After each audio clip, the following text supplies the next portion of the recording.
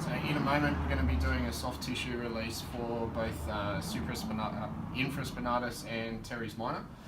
So we just wanted to run through the anatomy.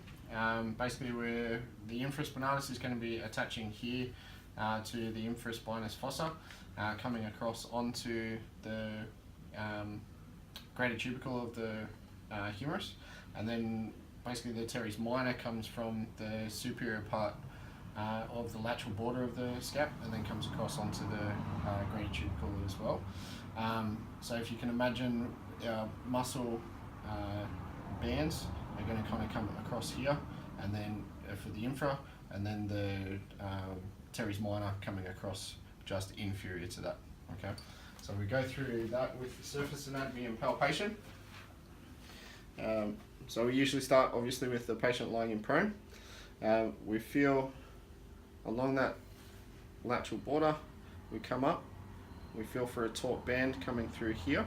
We can just feel that on James there. How's that feel, James? All right? Yep. And then if we go a little bit more inferior to that, we can feel just another taut band just in there. Okay, so for the release, we just use a tiny little bit of cream. And basically we can just hold on to some trigger point and just hold in that position there.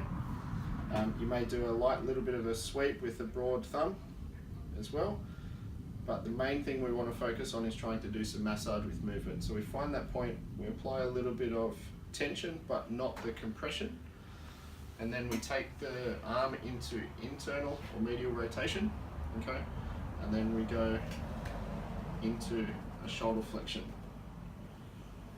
So you should be feeling for the muscle kind of sliding underneath your arm.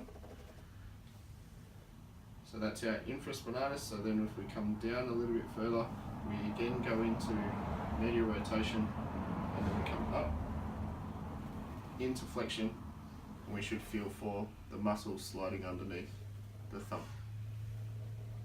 That's our release for infraspinatus and teres minor to help treat with GERD.